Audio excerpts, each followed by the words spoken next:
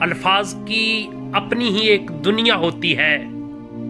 ہر لفظ اپنی ذمہ داری نبھاتا ہے. کچھ الفاظ حکومت کرتے ہیں، کچھ غلامی. کچھ الفاظ حفاظت کرتے ہیں اور کچھ لفظ وار. ہر لفظ اپنا ایک مکمل وجود رکھتا ہے.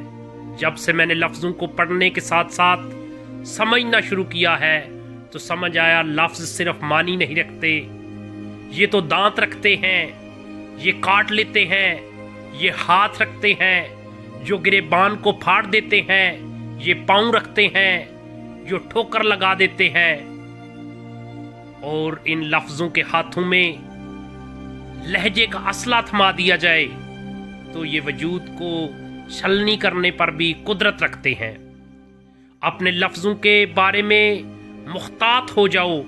انہیں ادا کرنے سے پہلے سوچ لو کہ یہ کسی کے وجود کو سمیٹیں گے یا کرچی کرچی بکھیر دیں گے، کیونکہ یہ تمہاری ادائیگی کے غلام ہیں اور تم ان کے بادشاہ ہو، اور بادشاہ اپنی رعایا کا ذمہ دار ہوتا ہے.